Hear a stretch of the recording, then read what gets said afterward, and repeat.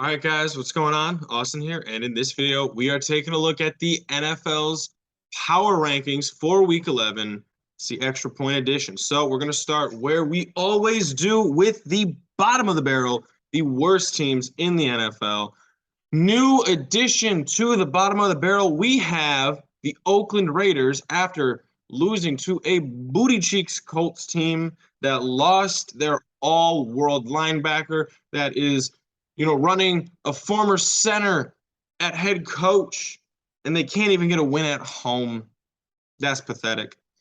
A lot of wins in this category. The Panthers, they get a win. They, finally get to move up out of the worst team in the NFL category again. Buccaneers get what I would consider to be a lucky scheduling matchup. They're lucky they didn't have to face a New York team in Germany. They had to face a team that not only is on the other side of the country, but then they had to all go on the other side of the world. That's whatever. The Jags are still the Jags. They've got a great defense, and they rarely show it. Texans have a good defense, and they rarely show it. Steelers got an okay win against an okay team at home, but they got TJ Watt back. Honestly, I'd move them up if they lost just because they get TJ Watt back. He's the most valuable non-quarterback in the league. The Browns, I don't even move them down because they lost. I moved them down just because they got embarrassed. Honestly, what is there to say about them? Like, they can't get a stop. Myles Garrett can't seem to get a useful pass rush, doing nothing on third down this year. The offense, it's nothing special. It's not like it was last year. I think they wasted last year's roster on Baker Mayfield, but that's whatever. Moving forward, we've got the below average teams. Kind of feel like I might have the Saints and the Cardinals a little high. I also feel like I might have the Rams a little high. But we get the Saints and the Falcons up into this category. Or down into this category, rather. And we get the Colts back up into this category. The Colts have been a perennial, and when I say perennial, I mean weekly team, bouncing anywhere between 30 and 20. The Rams just continue to prove how terrible of a team they are. And, if you're a Lions fan, you have that draft pick right there. It is an awful, awful record and a great draft pick. Washington Commanders just got a good win on the road, putting them at 500 on the season against the undefeated Eagles. I think it was a fluke, and I think they got lucky. But that's whatever. They got the win, and they played like they mostly deserved it. The Chicago Bears, I think they're better than they were, when they were whatever they were, 3-1 or whatever it was at the time. I think they're better today than they were then because they actually know that their quarterback is good and they're treating him like it. They're just basically just letting him go out there and play football, which is how they're going to win games because they have a pathetic roster, pathetic offensive line, pathetic running backs, pathetic wide receivers. They have basically one decent player at each position.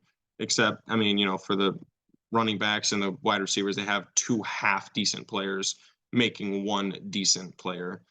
The defense, they sold it away, all except for their young defensemen, their secondary. The Packers got a pretty good win at home against a very good Dallas Cowboys team. And the Cardinals, they got a win on the road against the Rams, who are one of the worst teams. Now, we get to see these above-average teams. The Lions finally vindicate me for holding them up here so long. I actually kind of feel bad for dropping them down so many spots. They just kept losing and losing and losing these close games. But now, they're turning them into wins, which I always believed that they would. If they matched up with the Titans today, I think the Titans might win 6 out of 10 matches. I really believe that the Lions are one of the better teams in the Titans, there's not really much to say about them. They beat up on the Broncos, nothing special. Patriots on a bye, Jets on a bye, try not to move them. Chargers did exactly what I thought they would. But, an injured Chargers team going to San Francisco and barely losing. A young Seattle team flying the farthest flight that any NFL team has ever flown and, barely losing to Tampa. Giants, I don't want to drop them down. I wish they would have handled the Texans a lot better than they did. And if they had, I would have kept them up where they were at, and I probably would have kept the Dolphins where they were at, down at 10. But I mean, the Dolphins just showed so much potency versus the Cleveland Browns. And so for that, I have to move them up, and I have to move the Giants down, even though they did get the win. And then we have the cream of the crop, the creme de la creme. The Bengals, I don't like moving teams on a bye, so I kept them there. The Cowboys, they took that L, so they're moving down. The 49ers, I wanted to leave them down at 7, but, I mean, they did get the win, and I think the Cowboys deserve to be dropped, obviously for losing that game. So the 49ers get to leapfrog them, but they're still not better than the Bills, even though the Bills did just lose against the Vikings. I really wanted to think about leaving the Ravens at 5 because they're on a bye. But when I think about the Ravens, they have 3 losses this season, and they all had double-digit wins, double-digit leads going into the fourth quarter of these games. I mean, they literally just had colossal meltdowns, including meltdowns to the Bills, great team, the Dolphins, very good team, and the Giants, very good team. So, I mean, they might have, for any 3-loss team, they might have the best 3 losses in the NFL, even though they lost in horrendous fashion.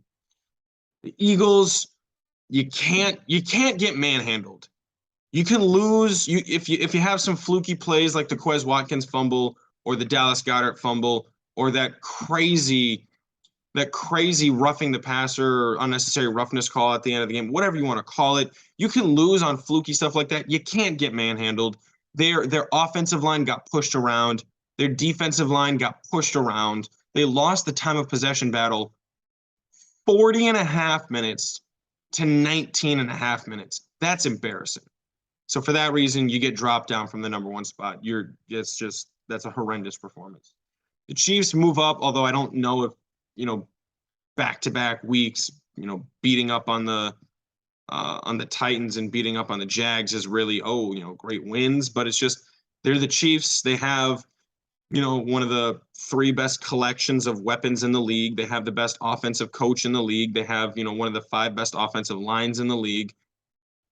Put it all together, and you've got, the best offense in the league, to no one's surprise. But just ahead of them, I got the Minnesota Vikings. Now, the Vikings, the question about them was, they haven't played great competition like the Eagles haven't. But their only loss was to the undefeated Eagles, now the 1-loss Eagles.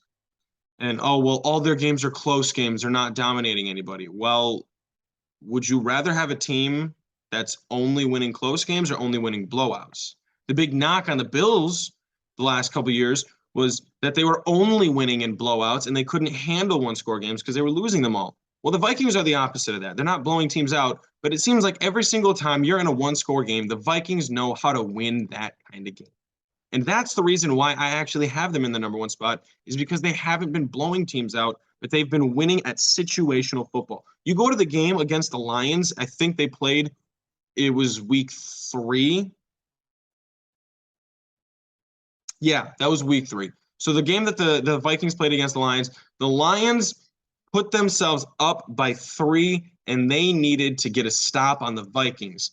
And what did Kirk Cousins do? He didn't drive the Vikings into field goal range. He put them on a touchdown drive, a deep shot to the back of the end zone, gets this guy a touchdown, and they win the game. They don't tie the game. They win by 4.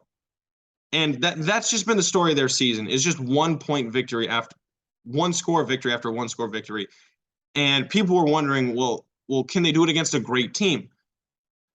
Well, I mean, a lot of people had the Bills as Super Bowl favorites, and Vegas had the Bills as Super Bowl favorites, which right now I bet if you checked, the Chiefs would be Super Bowl favorites. But if you looked at the NFC, I'd be willing to wager that the Vikings, the Eagles, and the 49ers are in a 3-way tie for NFC Super Bowl appearing favorites. But I think that the Vikings have the best quarterback of these NFC teams. I think they have the best running back, wide receiver tandem of these NFC teams. And so far, they're just playing like they know how to win football games. All right, guys, so there you have it. those are the NFL power rankings. Let me know what you think in the comments down below. Be sure to like and subscribe and stay up to date on all of our future content.